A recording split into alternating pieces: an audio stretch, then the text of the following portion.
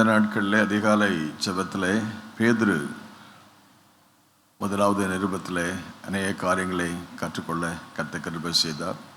அதிகாலை ஜெபத்தில் ஒவ்வொரு நாளும் இந்த வசனத்தை வாசித்து தியானிக்கிறதற்கு கர்த்தர் நமக்கு கிருபை செய்தார். அப்போஸ்தலர்கள் 12 பேரில் முக்கியமாக பேதுரு முக்கியமானவர் என்பதை அறிவோம். அவர் எழுதின இந்த நிருபத்தில் யாருக்காக இந்த நிருபத்தை எழுதினார் என்று சொல்லி வாசித்து பார்க்கிறோம். செதறி இருக்கிற பரிசுத்தவான்களுக்கு என்று வாசித்து பார்க்கிறோம். பல நாடுகளில் இருந்த பரிசுத்தவான்கள் அவர்கள் பல தேசத்திலே அவருடைய விசுவாசத்திற்காக அவர்கள் பெற்ற ரட்சிப்பு அபிஷேகம் அதை தனக்குள் வைத்து கொள்ளாதபடி ஆண்டவருடைய வசனத்தை உலகமெல்லாம் கொண்டு போகும்படி கற்றுக் கொடுத்த கட்டளின்படி பல தேசங்களில் அவர்கள் பிரசங்கித்தார்கள். அவருடைய முடிவை கொடுத்து வாசித்து பார்க்கும் பொழுது சொல்லப்படுகிற எல்லாவற்றுக்கும் முடிவு நம்ம வாசித்தோமா 1-4-7 என்ன சொல்லுங்கள், எல்லாவற்றுக்கும் ஒரு முடிவு, எல்லாவற்றுக்கும் முடிவு. ஆண்டவருக்கு கண்டு வேலை செய்ய ஆண்டவர் அழைக்கப்பட்டார்கள். அவருடைய சமூகத்தில் அமர்ந்திருந்தார்கள். அவருடைய வாழ்க்கையின் முடிவிலே அவர் பரிசுத்த ஆவியான வாக்கு பண்ணி கொடுத்தார். அவர்களுக்கு வேலையும் கொடுத்தார்.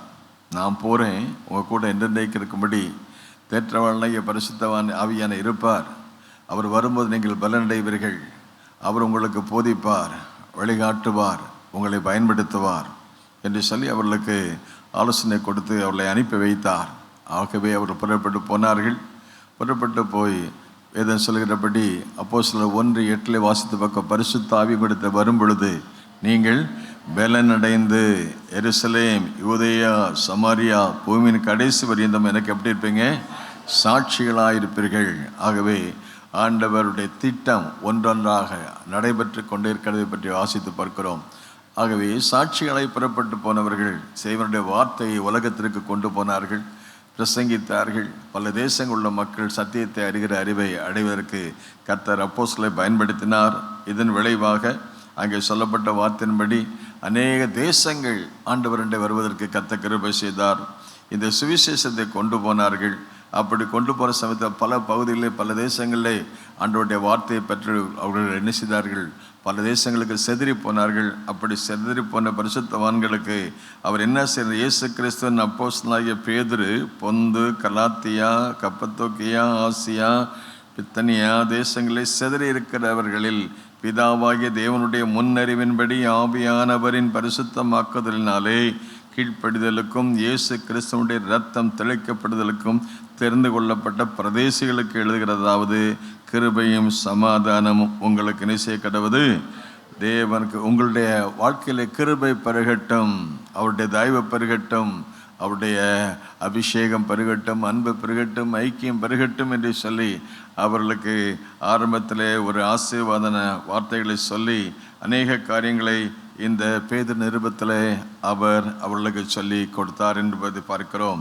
ஆகவே ஆண்டவர் எப்படிப்பட்டவர் என்பதை பேதுரு தன்னுடைய ஊழியத்தில் சொல்லும்போது இந்த 1ஆம் அதிகாரத்தில் 16ஆம் வசனம் எல்லாருக்கும் தெரிந்த வசனம், நான் பரிசுத்தர் ஆகையினால் நீங்களும் பரிசுத்தமாறுங்கள். பேதுரு அப்போஸ்தலன் சபைக்கு சொல்லும்போது நான் ஆண்டவர் பிதாவானவர். ஆகவே 15ஆம் வசனம் வாசித்து பார்க்கும் பொழுது உங்களை அழைத்தவர் எல்லாம் சொல்ல, உங்களை அழைத்தவர் பரிசுத்தராக இருக்கிற அப்படிது போல நீங்களும் உங்கள் பரிசுத்த நடக்கல எல்லாவற்றிலையுமே எல்லாவற்றிலும் அடிக்கடி இந்த வசனத்தை சொல்லவும். எல்லாவற்றுக்கும் முடிவு, எல்லாவற்றிற்கும் பல முறை இந்த புத்தகத்தின் வாசித்து பண்ண எல்லாவற்றிற்கும் ஆண்டவருக்கு ஸ்தோத்திரம், எல்லாவற்றுக்கும் ஒரு முடிவு வரப்போகுது. குறிப்பான ஆண்டவருடைய மனுக்குலத்திற்காக செய்த மனுக்குலம் பாவத்தில் விழுந்த போது அவர்களுக்கு பரிகாரம் கொடுப்பதற்கு பிராயசித்த பலியாக தன்னையே கொடுத்தாரே. ரட்சிப்பின் திட்டம் நிறைவேறியது. ஆண்டவருடைய நாமம் மையப்படுவதாக. பழைய ஏற்பாடு நாட்களிலே பலியினாலே கர்த்தருடைய சமூகத்தை வந்தாங்கள். பலியினாலே தேவனுடைய சமூகத்தில் வந்து அவருடைய பாவங்களுக்கு மன்னிப்பு பெறும்படி பலியின் முறையை வைத்திருந்தார். ஆனால் புதிய அந்த பலியின் முறைக்கு ஒரு முடிவு உண்டாக்கி அவர் பரிகாரம் எப்படி உண்மையான பழைய ஏற்பாட்டிலே மனிதனுடைய பாவத்திற்கு பரிகாரம் ரத்தம் சிந்தப்படுதல் இல்லாமல் பாவ மன்னிப்பு இல்லை. ஆனால் புதிய ஏற்பாட்டில் ஆட்டு ரத்த சிந்தரை விட மாட்டு ரத்தம் சிந்தரை விட அவருடைய பரிசுத்த ரத்தத்தை சிந்தினாரு.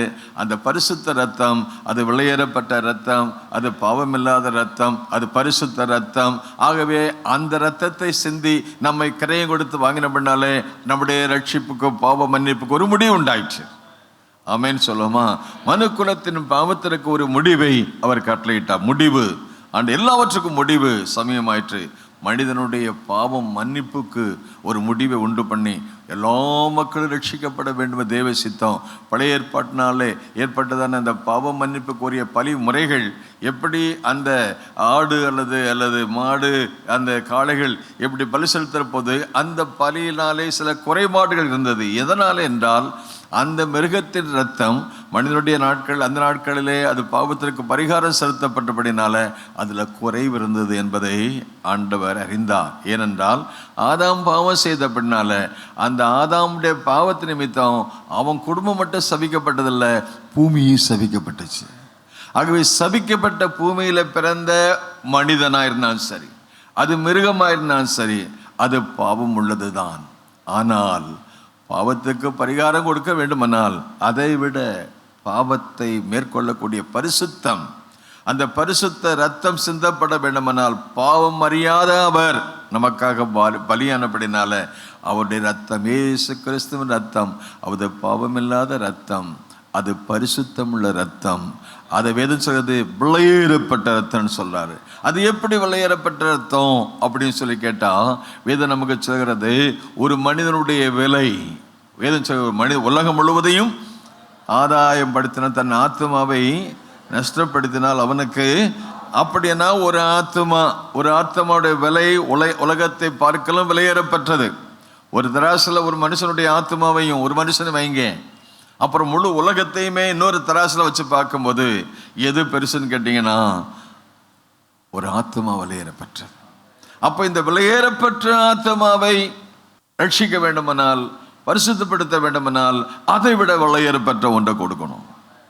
ஆமென் சொல்லுமா? பூமியில பிறக்கிற மனுஷன் சபிக்கப்பட்டவன், பூமியில பிறந்து வளர்ந்த மிருகங்கள் சபிக்கப்பட்டவைகள். ஆகவே மனித குலத்திற்கு ஏற்பட்ட அந்த பரிகாரத்திற்கு அதை விட விலையேறப்பட்ட பாவமில்லாத அந்த பரிசுத்த ரத்தம், பரிசுத்த ஆவியினாலே கற்பந்தரித்து அவர் பிறந்தாரே, வளர்ந்தாரே, நமக்காக மரித்தாரே. It's a holy blood, it's a precious blood. அந்த விலையேறப்பட்ட ரத்தத்தை சிந்தனதுனால நமக்கு ஒரு விலையேறப்பெற்ற ரட்சிப்பு தந்தது. ஆமே, ஹல்லேலூயா. ஆகவேதான் பார்மஸ் விலையேற பெற்ற திரு ரத்தமே அவர் விழாவி நின்று பாயுதே, விலையேற பெற்றோராய் உன்னை மாற்ற விலையாக ஈந்தனரே. விலையேற பெற்றோராய் உன்னை மாற்ற விலையாக ஈந்தனரே. ஆண்டவருக்கு ஸ்தோத்திரம். விலையேறப்பெற்றவளா மாற்றணும். அல்லேலூயா சொல்லுங்களேன். ஒருத்தர் நான் விலையேறப்பெற்றேன்னு சொல்லுங்களேன். சொல்ல மாட்டீங்களோ? காத்துல கழுத்துல போட்டா தான் விலையேறப்பெற்றவன்னு அர்த்தமா? அல்லேலூயா சொல்லுமா? காத்துல கழுத்துல போட்டு நிரந்தரம் கிடையாது. இயேசுவின் ரத்தம் தான் நம்ம நிரந்தரமாக்கும். ஆமென், அல்லேலூயா. இன்னைக்கு உலகம் எதுக்கு இம்பார்ட்டன்ட்னா காத்துல கழுத்துல போட்டதுக்கு இம்பார்ட்டன்ட் கொடுக்குறேன். ஆனால் முடிவு காலத்தில் அது இம்பார்ட்டன்ட் இருக்காது. கடைசியில் காற்றை அறுத்து எடுத்துருவான். ஆமென். ஆகவே ஆண்டவர் ஸ்தோத்திரம், இயேசுவின் ரத்தத்தினால் நான் கழுவப்பட்டிருக்கிறேன். ஆமென். என் பாவத்துக்கு ஒரு பரிகாரம், எல்லாவற்றுக்கும் முடிவு சமயம் ஆயிற்று. மனிதனுடைய பாரம்பரியத்திற்கு, மனிதனுடைய பழைய பழிமுறைகளுக்கு ஒரு முடிவு. என் தேவன் எனக்கு ஒரு புதிய வழிமுறை கொடுத்து என்னை விலையேறப்பட்டவனா மாற்றுறது அவருடைய சித்தம், அவருடைய திட்டம். என்னை அவரை போல மாற்றுறாரு. ஆமென் சொல்லும். அல்லேலூயா. எவர்களை முன்குறித்தாரோ, எவர்களை நீதிமான்களாக்கினாரோ அவர் என்ன செஞ்சாராம்? மகிமைப்படுத்தியிருக்கிறார். ஆமென். இந்த புத்தகத்தில் அதிகமான 4ஆவது பார்த்தீங்கன்னா விலையேறப்பட்டவர்கள் மகிமைப்படுத்த, அவரை மகிமைப்படுத்த, அவரை பிரஸ்தாபப்படுத்த, அவரை துதிக்க, அவருடைய பர்பஸ் எல்லாம் நம்மை பரிசுத்தப்படுத்தி, நம்மை கனப்படுத்தி, நம்மை மகிமைப்படுத்த வேண்டும் என்று விரும்ப. ஆகவே தான் ஆண்டவருக்கு ஸ்தோத்திரம். பாடுகள் வரும்போது அவருடைய ரத்தத்தை நாம் மீட்கப்பட்ட நமக்கும் பாடு வரும், கஷ்டம். ஏன்னா நாம் இந்த உலகத்துக்குரியவர்கள் அல்ல. அல்லேலூயா சொல்லுமா? நாம் இந்த உலகத்துக்குரியவங்க அல்ல. இந்த உலகத்தில் இங்கே இந்த பேதுரு சொல்லும்போது நாம் பரதேசிகள் சொல்வார் இல்லையா? 2ஆம் வசனம் பாருங்க. பிதாவாகிய தேவனுடைய முன்னறிவின்படி ஆவியானுடைய பரிசுத்தமாகதினாலே கீழ்ப்படிதலுக்கும் இயேசு கிறிஸ்துவனுடைய இரத்தத்தின் தெளிக்கப்படுதலுக்கும் தெரிந்து கொள்ளப்பட்ட என்னது நம்மள யாரு? பரதேசி. நமக்கு எவ்வளோ கோவம் வரும். பரதேசி பண்டாரம் என்னெல்லாம் திட்டுனானுங்க. நீ பண்டாரம், நீ பரதேசி, உன்னை வெட்டுவேன், உன்னை குத்துவேன் அப்படின்னாங்க. எனக்கு ரொம்ப சந்தோஷமா இருந்துச்சு. அல்லேலூயா சொல்லும். நமக்கு இப்படிப்பட்ட பட்டங்கள்லாம் கொடுக்காங்களேன்னு சொல்லிட்டு நாம் எல்லாம் உலகத்தில் பண்டாரங்கள் தான், பரதேசிகள் தான். நமக்கு நிரந்தரம் அங்கே இல்லை. எல்லாவற்றுக்கும் முடிவு சாமியாயிட்டு அங்கே தான் போகிறோம். யாரும் நிரந்தரமாக இருக்க போகல. யாரும் நிரந்தரமாக இருக்க. சில சமயம் சொல்லுவோம், நிரந்தரமான வேலை கிடச்சிருக்கா? நிரந்தரம் இவருக்கெல்லாம் வேலை கவர்மெண்ட் வேலை தான் கிடச்சிது. வேலையாக நிரந்தரமாக இவருக்கு ஆரம்பத்தில் பெர்மனன்ட் ஜாப் தான் இருந்தது. ஆனால் ஜாப் எங்கே போயிடுச்சு? இதில் ரிட்டையர்ட் ஆகிட்டார். This is not permanent, but we have a permanent place in heaven. No permanent place here on this earth. இந்த உலகத்தில் யாருக்கும் நிரந்தரம் கிடையாது. நிரந்தரம் அங்கே தான் இருக்கு. அல்லேலூயா சொல்லுமா? ஆமென். பரம தேசம், பரம அழைப்பு, அந்த பரம அழைப்புக்கு பங்குள்ள பரிசுத்த சகோதரரே, ஆமென் சொல்லுமா? We should not focus here on this earth. பூமிக்குரியவைகள் அல்ல, மேலானவைகளை நாடுங்க. தெரிந்து கொள்ளப்பட்ட பரதேசி எவ்வளவு சந்தோஷமா இருக்கு. அல்லேலூயா சொல்லுமா? நாம எல்லாம் சுயதேசம் போகணும். ஆமென். நான் இது விருந்து வீட்டுக்கு வந்த மாதிரி. அல்லேலூயா சொல்லுமா? 100 வருஷம் இருந்தாலும் விருந்து வீட்டுக்கு வந்த மாதிரி. ஆகவே தெரிந்து கொள்ளப்பட்ட பிரதேசி நம்ம எப்படி மீட்டுக்கிறாரு? பரிசுத்த ரத்தம் கொண்டு விலையேறப்பட்ட ரத்தினால மீட்டதான் நம்ம விலையேறப்பட்டவர்கள் சொல்லி பார்க்குறோம். ஆகவே இந்த இந்த நம்ம ரட்சித்தார, நம்ம நீதிமனாக்கினார, இது நம்முடைய வாழ்க்கையில இந்த உலகத்தில் நடக்கிற உடனடி நிகழ்ச்சி. ரட்சிப்பு அவர் ஏற்றுக்கொண்ட போது, அவர் விசுவாசித்த போது, அவர் நம்முடைய பாவங்களை அறிக்கையிட்ட போது, நம்முடைய பாவங்களை மன்னிச்சு நம்மை பரிசுத்தப்படுத்தி நம்ம ரட்சித்து நம்ம நீதிமான ஆக்கியிருக்கிறாரு. அது உடனடியாக நடந்த நிகழ்ச்சி. ஆவிக்குரிய வாழ்க்கையில வளருவதற்கு நம்பர் 1 ஜஸ்டிஃபிகேஷன், நீதிமான் ஆக்கப்படுது. நம்ம நீதிமான் ஆக்கிட்டாரு. ஆனா அந்த ரட்சிப்பு நிறைவேற, இங்க அவர் சொல்ற பாருங்க, அந்த ரட்சிப்பு நிறைவேற அழகா சொல்லப்பட்டிருக்கிறது. கடைசி காலத்தில் வெளிப்பட ஆயத்தமா இருக்கிற ரட்சிப்புக்கு ஏதுவாக. ஆகவே ரட்சிப்பு அன்றைக்கு முதலாவது நடந்த நிகழ்வு. அது 3 காலங்களில் நடைபெறும் நிகழ்வு. அது உடனடி நிகழ்ச்சி, உடனடியாக நடந்தது. Justification. Now we are on the progress. அது என்னன்னா sanctification. ஒவ்வொரு நாளும் பரிசுத்தமாக்க, ரட்சிக்கப்பட்ட நாம ஒவ்வொரு நாளும் நாம பரிசுத்தமாக்கப்பட்டு கொண்டே இருக்க வேண்டும். ஆமென். அல்லேலூயா, அல்லேலூயா. ஏன்னா நாம் இருக்கிறது பாவம் நிறைந்த உலகத்தில் ஒரு எப்போ என்ன நடக்குன்னு தெரியாது. நாம இந்த மாம்சத்தில் இருக்கிறோம். மாம்சத்தில் பிளட் அண்ட் ஃப்ளஷ். இந்த மாம்சத்துக்குனால கண்ணு வழியா என்னெல்லாமோ வரலாம், காது வழியா என்ன வரலாம், வாய் வழியா வரலாம், நாவு வழியா வரலாம். ஆகவே நாம இந்த சரீரத்தில் நாம் இருந்தாலும் இதை பரிசுத்தமா பாதுகாத்து தேவன் தங்கும் ஆலயம். நம்ம ரட்சிப்பு நிறைவேறணும். sanctification every day, ஒவ்வொரு நாளும் பரிசுத்தமாக்கப்படணும். ஏன்னா இந்த மனுஷனும் இந்த மாமிசமும் இந்த உலகத்தோட டச் பண்ணனால இந்த உலகத்தோட காரியங்களுக்கு நம்ம இழுத்து கொண்டு போகும். நம்மை கவர்ச்சிக்கிற காரியங்கள், ஆதாமை கவர்ச்சித்தது, ஏவாளை கவர்ச்சித்தது, கீழே தள்ளியது. ஒவ்வொரு நாளும் பரிசுத்தமாக்கப்படணும். ஆமென் சொல்லுங்க, எல்லாம் சொல்லுங்களேன். ஒவ்வொரு நாளும் நான் பரிசுத்தமாக்கப்படணும். என் ஆவியில் பரிசுத்தம், என் ஆத்மாவில் பரிசுத்தம், என் சரீரத்தில் பரிசுத்தம், என் வாழ்க்கையில் பரிசுத்தம். ஹோலி ஹோலி ஹோலி ஹோலி ஹோலின்னு சொல்லும்போது எனக்கு ரொம்ப சந்தோஷம். ஏன்னா என் ஆவியில் மை ஸ்பிரிட் அதில் பரிசுத்தம், மை சோல் பரிசுத்தம். என் ஆத்மாவில், என் ஆவியில் சொல்லுங்களேன், என் ஆவியில் பரிசுத்தம், என் ஆத்மாவில் பரிசுத்தம், என் மாம்சத்திலையும் நான் பரிசுத்தம். அவர் பிதாவாகிய தேவன் ஹோலி, அவருடைய பிதாவாகிய தேவன் பரிசுத்தமாக இருக்கிறார். குமாரனாகிய தேவன் பரிசுத்தமாக இருக்கிறார். பரிசுத்தாகிய தேவன் பரிசுத்தமாக இருக்கிறார். ஆகவே அவர் ஒவ்வொரு நாள், எல்லாம் சொல்லுங்க, ஒவ்வொரு நாளும் அவர் நம்மை பரிசுத்தமாக்கி கொண்டு sanctification is every day in our life. ஒவ்வொரு நாளும் நம்மை சுத்தமாக்கி கொண்டு இருக்கிறார். அல்லேலூயா. progress. நான் பரிசுத்தத்தில் வளரணும், விசுவாசத்தில் வளரணும், ஜெபத்தில் வளரணும், இன்னும் அதிகமாக அவரோடு கூட intimacy, அவரோடு கூட உறவில் வளரணும், எல்லாவற்றுக்கும் மேலாக அவரை போல மாறணும். இதுக்கு இதுக்காகத்தான் என் தேவன் என்னை தெரிந்தெடுத்தார். எவர்களை தெரிந்தெடுத்தாரோ, எவர்களை முன்குறித்தாரோ அவளை தெரிந்து கொண்டார். எவர்களை தெரிந்து கொண்டாரோ அவளை நீதிமானாக்கினார். எவர்களை நீதிமானாக்கினாரோ அவரை மகிமைப்படுத்தியும் இருக்கிறார். The God's master plan is here to glorify us. அவர் நம்மை மகிமைப்படுத்த விரும்புகிறார். ஆமென் சொல்லுமா. Justification, sanctification, then glorification.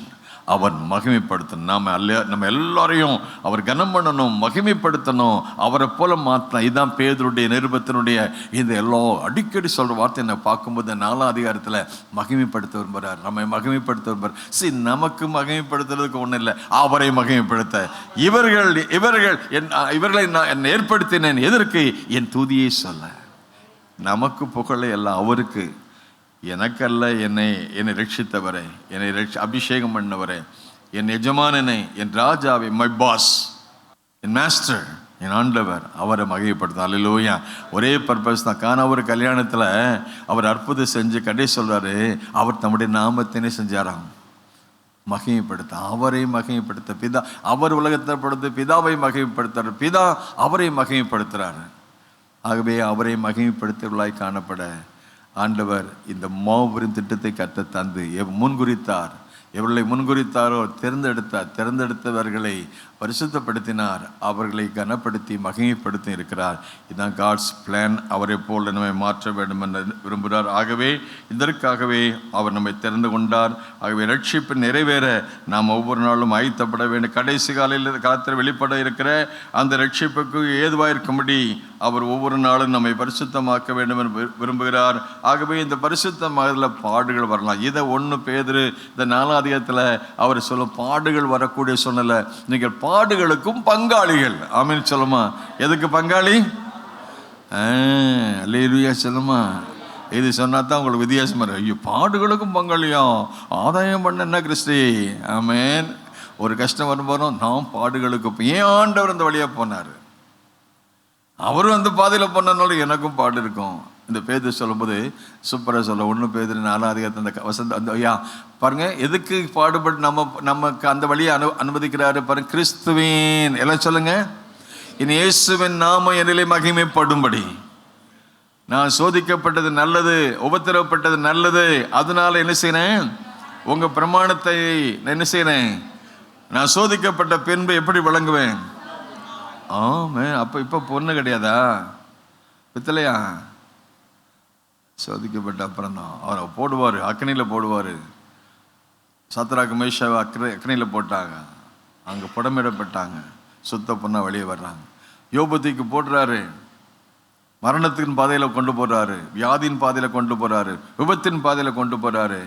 அந்த பொண்ணு சோதிக்கப்படுது, விசுவாசம் சோதி. இதைத்தான் இந்த 1 பேதுருல இங்க சொல்ற பாருங்க. அழிந்து போகிற பொன், 7ஆம் வசனம் பாருங்க. அழிந்து போகிற பொன், அழிந்து போகிற பொன் என்ன செய்யுது? அழிந்து போகிற பொன் அக்னினால சோதிக்கப்படுது. அதை பார்க்கலும். ஆமென் சொல்லுங்க. அதை பார்க்கலும்.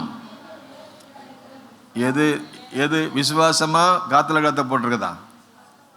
எது விலையேறப்பட்டது? ஆமென் சொல்லுங்க. அப்ப அதை வாங்கலாமா? அது எந்த கடையில் கிடைக்கும்? ஆமென். விசுவாசம், அவர் மேல் வைக்கிற விசுவாசம். விசுவாசம் எங்கிருந்து வரும்? விசுவாசம் எங்க கிடைக்கும்? விசுவாசம் கேள்வினால. விசுவாசத்தை துவக்கிறவர், விசுவாசத்தை துவக்கிற முடிக்கிற அவரை நோக்கி போகிற விசுவாசங்கிறது அவர் மேல் வைக்கிற அபாரமான நம்பிக்கை. அவர் தான் விசுவாசத்தை கொடுக்குறாரு. சீசலை பார்த்து அற்ப விசுவாசினாரு. அனுட்டகத்தையை பார்த்து விசுவாசம் பாராட்டுறாரு. விசுவாசம் இல்லாத சந்ததி என்றாரு. அழிந்து போகிற பொன் அக்னினால சோதிக்கப்பட்டான். அதை பார்க்கலாம் விலையேறப்பட்டவங்க விசுவாசம். விசுவாசிக்கிறவனுக்கு எல்லாம் கூடும். ஆமென். நீ விசுவாசித்தால் தேவனுடைய மகிமையை காண்பாய். விசுவாசம் அது பரிசீலிக்கப்படும். நம்ம விசுவாசங்கிறது நம்ம நினைக்கிற அவர் மேல் வைக்கிற விசுவாசம் அசைக்கப்படுது. சில சமயங்கள் நம்ம அதை நம்முடைய விசுவாசத்தை அசைக்கக்கூடிய காலம் யோபுடைய வாழ்க்கையில் அது பயங்கரமாக நடந்துச்சு. பர்சனலாக கொப்பளமாக வருது. ஆனால் நம்பிக்கை எழுந்து போல. பிள்ளைகளுக்கு 10 பிள்ளைகளும் மரணம் வருது, அது நமக்கு தெரியும். ஆஸ்தி ஐஸ்வர்யம் எல்லாம் போனாலும் விசுவாசத்தை அழிக்க முடியல. அம்மா சொல்கிறாங்க, இன்னுமா உயிரோடு இருக்கீங்க, சீக்கிரம் சாவுங்களேன். தேவனை தூஷித்து ஜீவனை விடுங்களேன், விசுவாசத்தை விடு. நோ, ஜீவனை விட்டாலும் பரவாயில்ல, விசுவாசத்தை விட மாட்டேன். ஆமேன்னு சொல்லுமா. உயிரே போனாலும் பரவாயில்ல, விசுவாசத்தை விட மாட்டேன். எத்தனை பேருக்கு அப்படிப்பட்ட விசுவாசம் இருக்கு? அவர் என்னை கொன்று போட்டாலும், ஆமேன் சொல்லுங்க ஹல்லேலூயா, அவர் என்னை கொன்று போட்டாலும். இதுதான் உண்மையான விசுவாசம். சீசல் பார்த்தீங்கன்னா அத்தனை பேரும் கடைசி பேதுரு இதை சொல்றாரு, அது அவர் வாழ்க்கையோட எசைஞ்சிச்சு. அவரை வெட்டி கொண்டாங்க, சிலுவையில் அறிஞ்சாங்க. அவன் சொல்றான், பாடுகளுக்கு பங்காளினா நாமெல்லாம் அந்த பிரசங்கத்தான் கேட்கும். அந்த பங்காளிங்கிறத நேற்று நான் திரும்ப வரும்போது நான் ஒரு வாட்ஸ்அப்பில் வெட்டிகன் சிட்டியை பற்றி ஒருத்தர் நல்லா விவரிச்சுட்டு வந்தார். 195 நாடுகள் உலகத்தில் இருக்குது. அந்த உலகத்தில் இருக்கிற 195 நாடுகள், உலக நாடுகளில் கடைசி குட்டி நாடு வெட்டிகன். அது ரோமாவில் இருக்கிற அந்த வெட்டிகன், அது இன்னைக்கு கத்தோலிக்கருடைய தலைமையகமாக இருக்கு. அங்கே போப் இருக்கிறார். இந்த முதலாவது போப், அவங்களுடைய கணக்குப்படி முதலாவது போப் யாருன்னா பேதுரு தான், சென்ட் பீட்டர்ஸ். அந்த வெட்டிகன்ஸ் இருக்கிற அந்த பேதுரு ஆலயம் அவ்வளவு பிரம்மாண்டமான ஆலயம். இந்த பிரம்மாண்டமான ஆலயம் வரக்கு காரணம் அந்த பேதுரு ஆண்டவர் மேல் வச்ச விசுவாசனால அவன் தன்னை தலைகளா சிலுவையில் அடிக்கிறதுக்கு ஒப்பு கொடுத்தான். பாடுகளுக்கு பங்காளின்னு சொல்லி வார்த்தையில் மட்டும் சொல்லலை, வாழ்க்கையில் கடைசி அவனை சிலுவையில் அறிவதற்கு இயேசுவை சிலுவையில் பிடிச்சு அறிஞ்சாங்க. அவன் மறுதளிச்சான். அப்போ மருமன் சொன்னான், என் ஆண்டவரை, என் தகப்பனை, என் தேவனை நீங்கள் சிலுவை அடிச்சங்க, நான் அப்படி கூட அடிக்கப்படுவதற்கு தகுதி கிடையாது, என்னை தலைகளை அடிங்க. அந்த பாடுகளுக்கு எந்த அளவுக்கு தன்னை விட்டு கொடுத்த அந்த பாடுகள் வழியாக அந்த விசுவாசத்தை அவன் உறுதிப்படுத்தான் பாரு. பாடுனா நமக்கு வர்றதான் பாடுது. இன்னைக்கு சிலுவையில் அறையிறதுக்கு ஆண்டவர் ஒப்பு கொடுத்தாரு. அவருடைய சீஷர்களில் கிட்டத்தட்ட 11 பேரும் அவங்க இரத்த சாட்சியாக மறிச்சாங்க. இரத்த சாட்சியம் மறிக்கணும்னா எவ்வளவு பாடுகளை சகிக்கணும். இன்னைக்கு வட மாநிலங்களில் நேற்று ஒரிசாலேருந்து ஒரு மிஷனரி கூப்பிட்டார், மோசஸ், நம்ம சர்ச்சுக்கு வந்துக்கிறாரு, உயிரோடு இருக்கிறாங்களாம். நமக்கு அப்படிப்பட்டதானே அந்த கஷ்டம் வரல, பாடு வரல. சபைகளை இருக்கிறாங்க, விசுவாசிகளை இருக்கிறாங்க, வெட்டி கொள்றாங்க. ஒரு பக்கம் நம்ம நாட்டிலே நடக்கு, இந்த உலகத்தில் எங்கேயோ நாடுகளில் நடக்க அதை பார்க்குறோம். அந்த பாடுகள் மத்தியிலையும் அவங்க பங்காளிகளாக மாறுறாங்க. I am the partner of these sufferings, sorrows, crucifixion. நம் பாடுகளுக்கு பங்காளிகள். ஆண்டவருடைய நாம் மையப்படுவதாக. நான் கடைசி வரைக்கும் அந்த விசுவாசத்தில் அழிந்து போகிற பொன் அக்கனினால சோதிக்கப்படுது, அதை விட விலையேறப்பட்டு. ஆமேன் சொல்லுமா.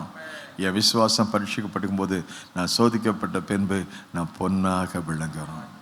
ஆமேன். அவரை போல மாறணும். ஆமேன். ஹல்லேலூயா. He is a pure gold, precious. precious-ஆ மாறனா பாடுகளுக்கு பங்காளிகளாக மாறி ஆண்டவருக்காக நம்ம அர்ப்பணம் செய்து அவரை போல பரிசுத்தத்தில் பாடுகளுக்கு பங்காளிகளானா நம்ம பரிசுத்தத்துக்கும் பங்காளியாக மாறிடுவோம். நாம் பரிசுத்தரான அப்படின்னால அவன் ஒரு சின்ன பிரச்சனை ஒன்று ஆண்டவர் விட்டு விளைகிறது, சர்ச்சை விட்டு போயிடுறது, பாஸ்டர் உறவுள்ள போயிடுறது. அவரோடு உள்ள உறவு சரியாக இருந்தால் மற்ற எல்லாம் சரியாக இருக்கு. ஆமேன்னு சொல்லுமா. அவர் தான் நமக்கு ரோல் மாடல். ஆமேன்னு சொல்லுமா. எனக்கு ரோல் மாடல் என் ஆண்டவர் தான். எனக்கு ரோல் மாடல் நோபடி இஸ். அவருடைய ஸ்தானத்தை நான் எதுக்கு நான் ஒப்பு கொடுக்க மாட்டேன். ஏன்னா அவரை பார்த்த உடனே ஏசாயா சொல்றாரு, ஐயோ நான் யாரு, அதமானேன். He is my role model. அவன் தேவனுடைய மகிமையை பிரசனத்தை பார்த்தோன்னே அவருடைய ஹோலி ஹோலி ஹோலி பரிசுத்த பரிசுத்த பரிசுத்த சொன்னோன்னே அவன் தன்னை பார்க்க அந்த glory of God is filling is place, filling is life, please is place. அதை பார்த்த உடனே நான் ஒன்றும் இல்லை ஆண்டவரே, நான் என்னமோ என்னை பெரிய ஆளை நடிச்சிட்டு இருந்தேன். I am nothing. உங்கள் சமூகத்தில் ஒன்றுமே கிடையாது. I am zero. இன்னும் உண்மை போல மாறினா நான் சிறுகணும், நீங்கள் பெருகணும். என்னை கழுவுங்க, என்னை சுத்திகரிங்க. Holy holy holy. Let the holiness of God, தேவனுடைய பரிசுத்தம் என் வாழ்க்கையில் சுற்றிலும் சூழ்ந்திருக்கட்டும் ஆண்டவரே. என் பார்வையில், சிந்தனையில், செயலில், என் வாழ்க்கையின் எல்லை எங்கும் இந்த ஆலயம் முழுவதும் நம்ம வீடு, நம்ம வாசம் என்ற இடம் இஸ் a holy ground. ஆமென் சொல்லும். ஹல்லேலூயா. ஆகவே அந்த நாட்களில் பழைய ஏற்பாடு நாட்களில் பரிசுத்த ஸ்தலம், மகா பரிசுத்த ஸ்தலம். ஆனால் அந்த மகா பரிசுத்த ஸ்தலத்துக்கு எல்லாரும் அன்னைக்கு போக முடியாது. பிரதான ஆசாரியம் மட்டும்தான் போக முடியும். ஆனால் அந்த எல்லாவற்றுக்கும் அந்த முடிவு சமயமாயிற்று. தேவனுடைய ரட்சிப்பின் திட்டம் முடிவு வந்ததுனால இன்னைக்கு மகா பரிசுத்த ஸ்தலத்தோட வருவதற்கு நமக்கு தாராளமாக கிருபாசனத்தண்டை வரக்கூடிய பாக்கியத்தை கற்றுக் கொடுத்துக்கிறாரு. We can go at any time, at any place. We can see the holiness of God. அந்த பரிசுத்த அலங்காரத்துடைய கர்த்தரை பணிந்து கொள்ள. ஆமென் சொல்லுமா. வெளியேறப்பட்ட ரத்தினால எனக்கு கிடைச்ச மாபெரும் மன்னிப்பு, பரிசுத்தமாதலுக்காக ஸ்தோத்திரம். அந்த ரட்சிப்பு ஒவ்வொரு நாளும் sanctification every day in my life. ஒவ்வொரு நாளும் நேற்றை மறந்தில்லை, இன்னைக்கு அதை விட கொஞ்சம் பரிசுத்தம். முந்தின நாளை விட, கடந்த வாரத்தை விட, கடந்த மாசத்தை விட I have to be like him. ஆண்டவருக்கு ஸ்தோத்திரமாகவே ஆண்டவர் இந்த முதல் அதிகாரத்தில் நாம் பரிசுத்தமாக இருக்கிறது போல நீங்கள் பாடுகளுக்கு நீங்கள் பங்காளிகள். எல்லாம் சொல்லுங்க, நான் பாடுகளுக்கு பாடு வரும்போது அதுலேயும் நான் கர்த்தரை மகிமைப்படுத்தணும். ஆண்டவருக்கு ஸ்தோத்திரமாகவே யோபுடைய வாழ்க்கையில், பரிசுத்தமான வாழ்க்கையில், இயேசுடைய வாழ்க்கையில் பாடுகள் வழியாகத்தான் அவர்கள் சென்று நமக்கு ஒரு ரோல் மாடலில் வச்சுக்கிறாங்க.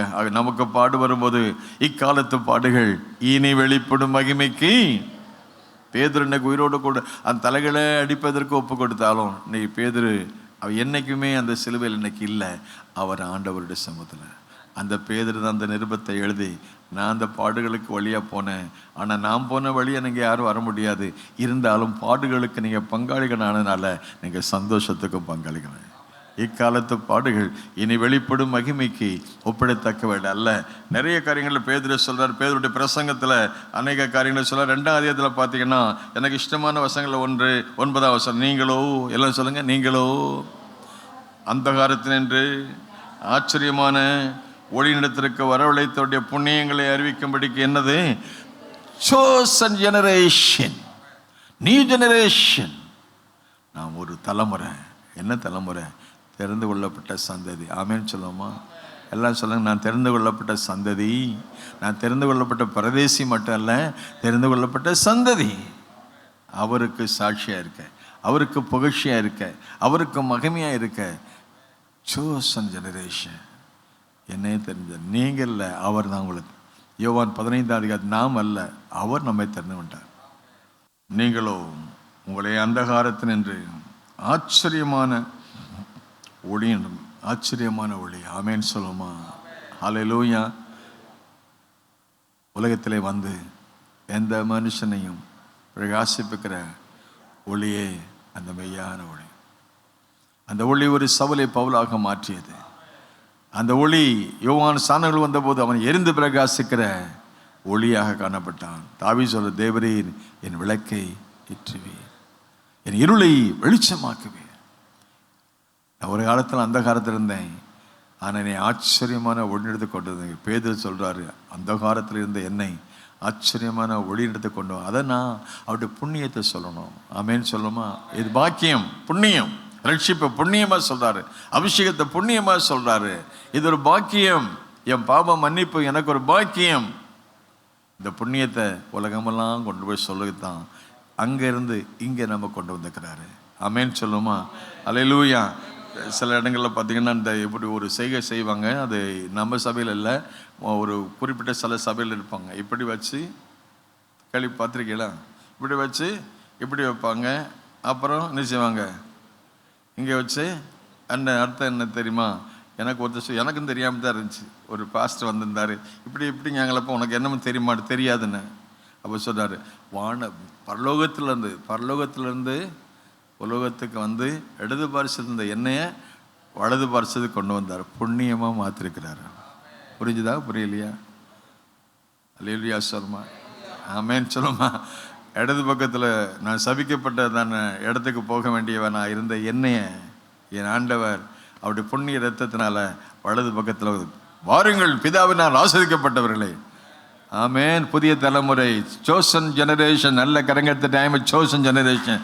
எதுக்கு? இடது பக்கத்தில் இருந்து என்ன வலது பக்கத்தில் கொண்டு வந்து என்னையும் ஒரு புண்ணியவனாக மாற்றி, அவரை போல மாற்றி அவருடைய வார்த்தைகளை, அவருடைய அன்பை, அவருடைய இரக்கத்தை, அவருடைய பரிசுத்தத்தை உலகத்துக்கு சொல்லி, எப்போ நாமெல்லாம் இடது பக்கம் உட்காந்துருக்கோம், நம்ம வலது பக்கம் வரணும். மத்தேயு சுவிசேஷம் 25 சொன்ன, இடது பக்கம் நிற்கிறவங்களை பார்த்து, சபிக்கப்பட்டவர்களே உங்களுக்காகவும் ஆதி முதல பிசாசுக்காக அந்த அங்கே போக வேண்டிய ஆளை அவர் மத்தியஸ்தராக இருந்து என்னை மாற்றி வலது பக்கத்தில் கொண்டு வந்திருக்கிறார். ஆமேன்னு சொல்லுமா? எனக்கு வலது பக்கம் இருக்கிறவங்களுக்கு காசு தோத்துறோம், இடது பக்கம் இருக்கிறவங்களுக்கு காசு தோத்துறோம். நான் இப்படி மாறலாம், ஆனால் அவர் வலது நம்ம கொண்டு வைக்க விரும்புகிறாரு. தெரிந்த சோசன் ஜெனரேஷன், எல்லாம் சொல்லுங்க, சோசன் ஜெனரேஷன். அந்த காலத்தின்றி ஆச்சரியமான ஒளியத்துக்கு வரத்தோடு எந்த சொல்லணுமா? புண்ணியத்தை என்ன சொல்லணும்? அல்ல சொல்லுங்களேன், புண்ணியங்களை சொல்லும்படி அல்லேலூயா சொல்லுமா? அவருடைய அன்பை சொல்லுவோமே, அவருடைய புண்ணியத்தை சொல்லுவோமே, அவருடைய ரட்சிப்பை சொல்லுவோமே, அவருடைய இரக்கத்தை சொல்லுவோமே. Let us carry the presence of God wherever we go. எங்கே போனாலும் அவரை சுமந்துட்டு போவோமே. ஆமேன். நம்ம எல்லாம் நடமாடும் ஆலயம். ஆமேன். அதனால நடமாடும் பல்கலைக்கழகம்னு சொல்லுவாங்க. நம்ம நடமாடும் ஆலயம், நடமாடும் இயேசு. இவ்விதமாய் மனுஷன் இருக்கிறீங்களே பாண்டு பரலோகத்தில் உங்களுடைய பிதாவை மகிழ்ப்படுத்த உங்கள் வெளிச்சம் சின்னம் பிரகாசமாக இருக்கு. அந்த வெளிச்சம் நமக்குள்ளே வரும்போது, இந்த வெளிச்சம் நமக்குள்ள இருக்கிற வெளிச்சம் செய்யணும். சின்ன பிள்ளைகள் பாட்டு சொல்லி கொடுப்பாங்க, ட்விங்கிள் ட்விங்கிள் லிட்டில் ஸ்டார். ஒரு லிட்டில் ஸ்டாரா வீடுகளில் நாங்கள்லாம் சின்ன சின்ன பிள்ளையை சொல்லிக் கொடுத்து பழக்கம் தான். இப்போ பெரிய ஆளுக்கு சொல்லிக் கொடுக்கும். அல்லேலூயா சொல்லுங்கள். அது சொன்னாலும் சொல்லாது, சின்ன பிள்ளை சொல்லுவோம், இது சொல்லாது. ஆமேன். Twinkle twinkle little star. எங்கெங்கே இருக்கிற லிட்டில் ஸ்டார், சின்ன சின்ன விளக்காக இருந்தாலும் ஸ்டார் மாதிரி மின்னிக்கிட்டே இருக்கணும். ஆமேன்னு சொல்லுமா? என்ன மின்னல்னா இயேசு மின்னு எங்களை மின்ன வைக்கிறாரு. நாங்கள் பாடுகளுக்கு பங்காளிகள் ஆனதுனால எங்களை பாடுகளுக்கு உள்ளப்படுத்த மாட்டார், புட்படுத்த மாட்டார். பாடுகளிலிருந்து எங்களை என்ன செய்தார்? பரிசுத்தப்படுத்தி எங்களையும் பிரகாசிக்க செய்வார். ஆமேன். அந்தகாரத்தின் ஆச்சரியமான ஒளிந்து வரத்த புண்ணியங்களை சொல்லும்படி தெரிந்து கொள்ளப்பட்ட சந்ததி ராஜரிகமான ராஜரிகமான ஆசாரிய கூட்டம். அன்னைக்கு அப்போ முதல்ல பரதேசின்னாரு, இப்போ என்ன சொல்றாரு? ஓ, ராயல், ராஜா வீட்டு பிள்ளைகள். ஆமேன்னு சொல்லுவாங்க. ராஜா வீட்டு கண்ணுக்குட்டின்னு சொல்லுவாங்க. ராஜாக்களா, ஆசாரிகளாக, பெக்குலியர் பீப்புள், விசேஷத்து ஜனமாக. உலகத்தில் இருந்தாலும் கீழே பார்க்க வேண்டிய ஆட்கள்ல மேலே பார்க்க வேண்டியது தலைநிமிர பண்ணுகிற கர்த்தர். ஹல்லேலூயா. பாடுகள் வரட்டும், கஷ்டம் வரட்டும், கண்ணீர். This is for only for temporary. Problem is not permanent, but solution is permanent. பிரச்சனை வந்து நிரந்தரம் அல்ல. சொல்லுங்க, பிரச்சனை நிரந்தரம் அல்ல, சொல்யூஷன். ஆண்டவர் எனக்கு முடிவை எனக்கு நிரந்தரமாக்குகிறார். பிரச்சனை ஒரு தற்காலிகமானது, ஆனால் பரிகாரமோ நிரந்தரமானது. எனக்கு கொடுத்த பரிகாரம், that is permanent. Problem is not permanent, but solution is permanent. பரிகாரம் தான். எனக்கு பரிகாரத்தை எனக்கு தந்துக்கிறாரு, புண்ணியத்தை எனக்கு செஞ்சுக்கிறாரு. என்னைய பரதேசியாக இருந்தவனை என்னைய ராஜரிக சுயதேசியாக மாற்றி அவரை போல, அவர் ராஜாவாக இருக்க மாதிரி ராயல் பிரீஸ்ட். ஆமேன். என் டெஸ்டிமெண்ட்டில் போட்டுப்பேன், Hindu priest become a royal பிரீஸ்ட்னு போட்டுப்பேன். ஆகவே ஒரு காலத்தில் நம்ம அந்நியராக இருந்தோம், பரதேசிகளாக இருந்தோம். நம்ம இப்போ ராஜாக்களாகவும் நம்மை ஆசாரில் மாற்றியிருக்கிறார். அவருக்கு கனமும் மகிமையும் சதாகாலம் உண்டாவதாக. வெளிப்படுத்தின விசேஷம் 1 அதிகாரத்தை பார்க்கும் பொழுது நம்மிடத்தில் அன்பு கூர்ந்தார். வெளிப்படுத்தின விசேஷம் 1 அதிகாரம் 5, 6 வசனம், 4, 5, 6 அதிகாரம் வசனங்களை பார்த்தீங்கன்னா, 1 அதிகாரத்தை 4, 5, 6 பார்த்தீங்கன்னா, நம்மிடத்தில் அன்பு கூர்ந்தார், நம்முடைய பாவங்களை நம்மை கழுவினார். 1 அது வெளிப்பட 1, 5, 6 பாருங்க. நம்மிடத்தில் சொல்லுங்க, நம்மிடத்தில் ஆண்டவரே என் கண்களை திறப்பீராக.